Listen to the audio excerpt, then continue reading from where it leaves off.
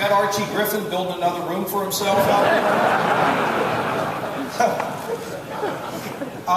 First of all, is this amazing? How about a round of applause for all of us for being here today? We're focused on this. We're always looking to leverage our assets. Jeff Wadsworth is basically the new leader of Battelle. When you talk to people around this country and try to talk about the assets of our great state, you cannot talk about Ohio without talking about Battelle. Battelle is a phenomenal research center. Jeff has come in and is moving Battelle into the 21st century by not only being involved in research across the board, from defense to healthcare to advanced materials, it's A to Z. He's also working to make sure that Battelle becomes a powerhouse in commercialization.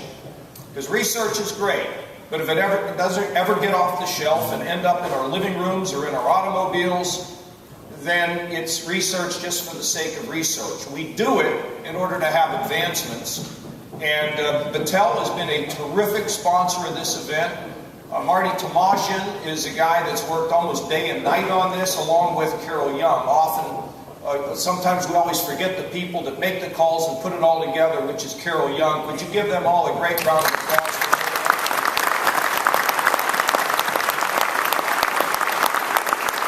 This event would not have happened without my friend Wilbur James. I don't see where he is. I think probably no one here knew who Wilbur was about 8 months ago. Now you're all best friends with the guy. It's unbelievable what he's been able to do. But he and I sat down just a couple days after the election and talked about the need to think about energy, something he's been involved with almost all of his life. And together we plotted and we planned and we involved our great cabinet that is here, from the EPA to the Department of Natural Resources. It doesn't matter, across the board. What can we do to put something together that can move Ohio?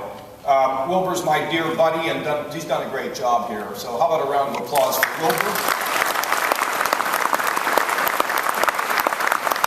We have students that were here yesterday. They had their own energy summit yesterday. When I came in, Mike Morse from AEP was lecturing them and giving them a little information. And we had a whole lineup. They sat for 5 hours. And they're from all the universities, the technical schools, and the community colleges from around the state. And let's face facts, they're tomorrow's leaders. And if they don't learn and get a sense of where we need to go as a nation, then we fail. And frankly, we fail that we were not mentoring the next generation of leaders. So we are thrilled that from all of Ohio's colleges and universities, they are all gathered here today. And students, thank you all very much for being here. And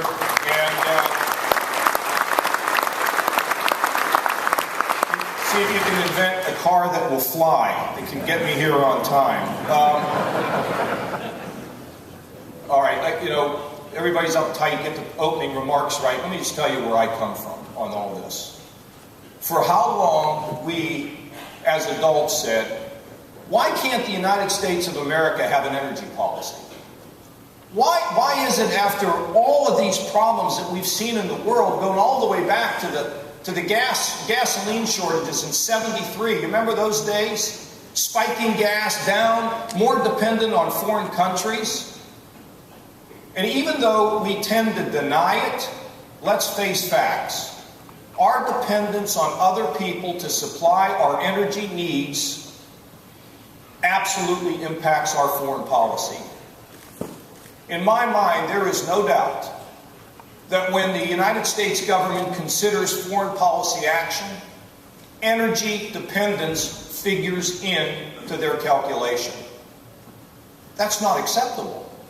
And we've been putting up with this forever. Why do you think we're so focused on the Middle East? Because that's where the energy resources are that we depend upon. I've had a vote in my lifetime on war. A number of times. You get to cast a vote to send somebody to war. And it is not acceptable in this country any longer to have a calculation about whether we go to war or not because we can't chart an independent course on energy. It's unacceptable in this country.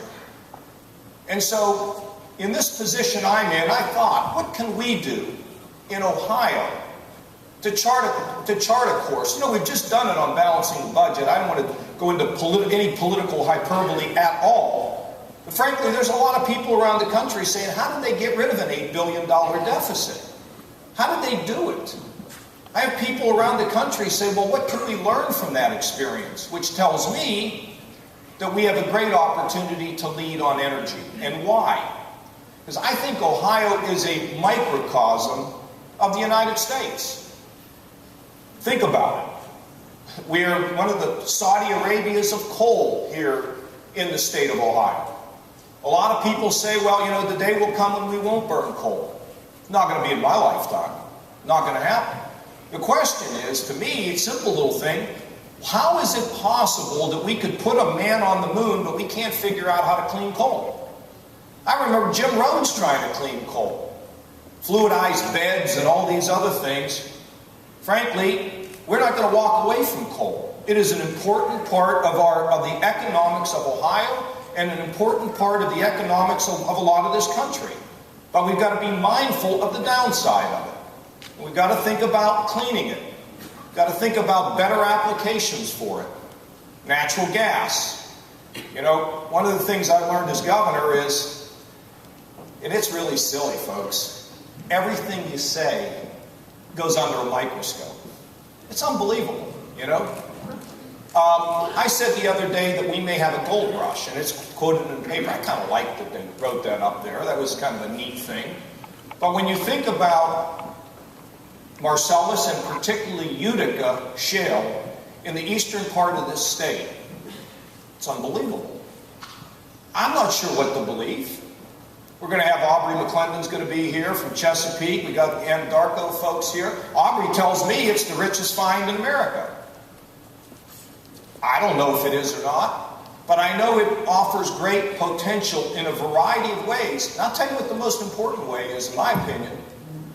It means that people in the eastern part of this state who have been living in many ways in poverty with the shutdown of great industrial production in Ohio, they may have another chance. The Lord may have placed deposits in the eastern part of this state that can be properly mined, that can bring great prosperity to people who they don't have much. You know, 1 out of every 4 of our kids lives in poverty in Ohio. You know, when I think about that, I think about a kid standing at a bus stop about a month from now, a paper-thin coat, freezing. How come that can't be warm? Or the backpack program where we stuff food in the kids' backpacks so they can go home for the weekend and have something to eat, so when they come back to school Monday, they're ready to learn. We put it in the backpack so they're not embarrassed. And if, in fact, the discovery of Utica and this natural gas can lift people and lift families and provide jobs, that in and of itself is worth it. So we have to manage it right, don't we? I tell people that we don't want any foreigners working on those wellheads. To me, foreigners, somebody from Kentucky, Pennsylvania, West Virginia, Michigan, and Indiana, okay?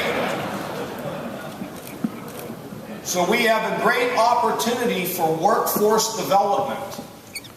We have 81,000 job openings in Ohio, and we can't fill them with qualified people. We have a chance to leverage this issue to provide the training to people who can be involved for a generation or more in energy development. That's pretty exciting stuff. Some of these kids you ever been out one of those wellheads? I mean, it's really cool. It's like something out of a movie set. And it's exciting, and it takes engineers, but not just 4 years engineering. Sometimes it's just 2 years. I saw Gordon yesterday. I said, Gordon, I don't know whether you want to train any of these people that can work on Utica and Marcellus. So I'll train them all. That's Gordon. I'll train them all. Well, we've got Zane State here. We have Stark State here. So one of the things we want to do is stop driving kids away from vocational education. Stop arguing that everybody has to go to a four-year school, because after all, my plumber makes more money than my lawyer. Of course, the plumber works harder. But workforce development, and it's a message to the whole country about different ways of looking at energy. Renewables. Oh, you know, they're all trying to get me to say we don't need renewables. Of course we need renewables. Of course we need solar, and of course we need wind. We have opportunities for it. But we got to be realistic about it. You know, if you live in California, you live in Arizona, you live in Nevada, whatever, I mean, you know, solar, okay, all the time. Did you see what yesterday was like? Wasn't a lot of solar happening in Ohio, but we don't want to shut these advanced ideas out, because you don't know where they're going to lead. And they have their usefulness today. But here's what also is exciting. Ohioans many of us were born to make things. Why not make parts for solar and wind and geothermal and sell them all over the world? There's no reason why we can't do that.